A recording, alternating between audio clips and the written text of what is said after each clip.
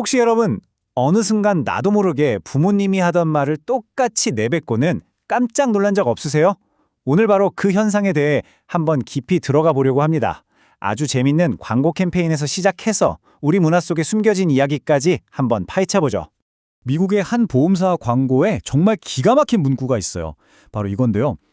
당신이 부모님처럼 되는 건 못 막아줘도 보험료는 아껴줄 수 있다. 와, 정말 재치 있지 않나요? 우리 모두가 마음 한편에 가지고 있는 어쩌면 공감하고 또 어쩌면 두려워하는 그 마음을 정확히 꿰뚫은 거죠. 광고에서는 이 현상을 페어런트모포시스라고 부릅니다. 자, 그럼 이 페어런토모포시스라는 게 도대체 뭔지 한번 제대로 들여다볼까요? 이 기발한 광고 캠페인 지금부터 하나하나 뜯어보겠습니다. 네, 페어런토모포시스는 사실 광고를 위해 만들어낸 신조어예요. 광고에 보면 닥터 릭이라는 가상의 라이프 코치가 나오거든요. 이 사람이 바로 페어런토모포시스에 빠진 사람들을 도와주는 역할을 하는데요. 이게 뭐냐면 집을 장만하고 어른이 된 젊은이들이 갑자기 자신도 모르게 부모님 같은 행동을 하기 시작하는 바로 그 웃기고도 슬픈 현상을 말하는 겁니다. 그럼 어떤 증상들이 있나 한번 보시죠. 이거 완전 내 얘긴데? 싶은 거 분명 있을걸요? 예를 들어 원치 않는 조언하기. 그리고 공항에 막 3시간 전에 도착해야 마음이 편한 거. 또 서비스 직원분들한테 굳이 불필요한 농담을 던진다거나 하는 거요. 와, 전 솔직히 몇 개는 좀 찔리네요. 이 광고가 진짜 재미있는 건 바로 이런 디테일에 있거든요. 닥터릭이 상담하는 황당한 사례들을 좀 들여다보면 여러분도 바로 하고 감이 오실 겁니다. 닥터릭의 환자 중 한 명인 톰을 좀 보세요. 대뜸 이런 말을 하는 거예요. 보통 신발 밑창에 묻어들어오는 배설물의 양을 알면 깜짝 놀랄 거다. 아니, 누가 물어봤냐고요. 바로 이런 게 전형적인 부모님 같은 화법이라는 거죠. 누구도 묻지 않은 정보를 불쑥 건네는 거예요. 이건 또 다른 예시인데요. 머스터드 토끼골에 빠지는 법입니다. 이게 어떻게 된 거냐면요. 아주 단순한 대화로 시작해요.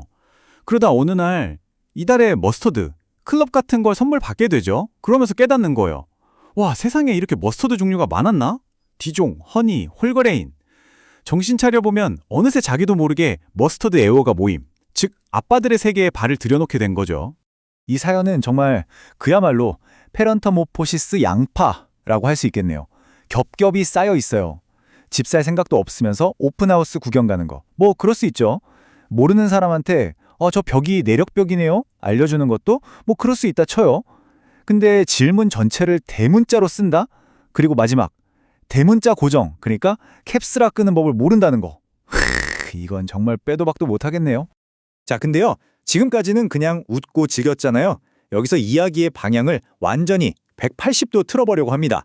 전혀 다른 관점을 한번 살펴보시죠. 이 모든 게 그냥 우리가 가볍게 웃고 넘길 수 있는 그런 무해한 농담이기만 한 걸까요?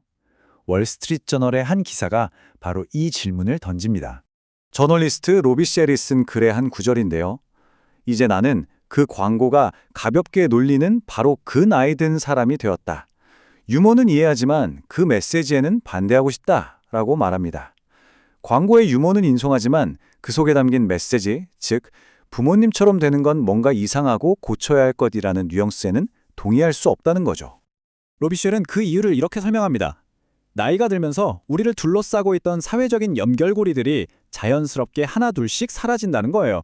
친구들은 멀리 이사가고 다 큰 자식들은 다른 도시에 살고 은퇴하고 나면 매일 보던 직장 동료들과의 관계도 끊기죠. 젊을 때는 너무나 당연했던 것들이 말이에요.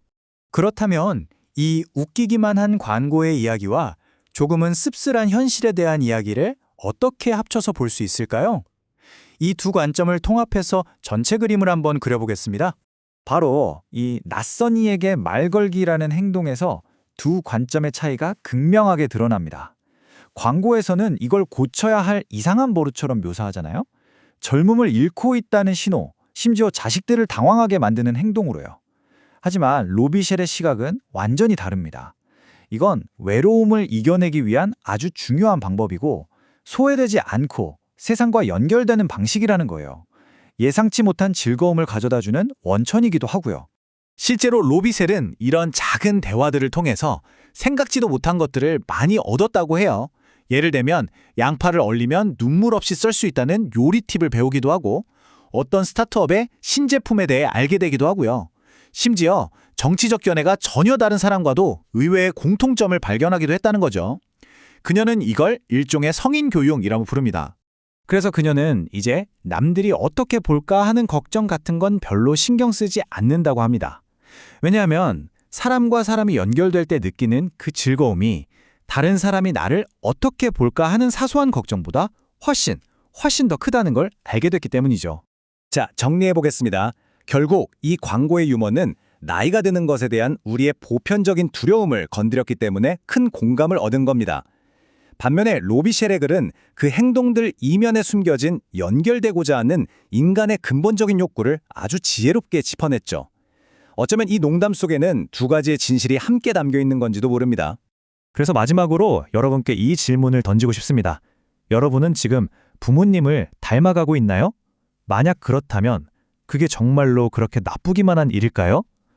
오늘 우리가 살펴본 두 가지 시각 속에서 여러분 각자의 답을 한번 찾아보는 것도 꽤 의미 있는 일이 될 것 같네요.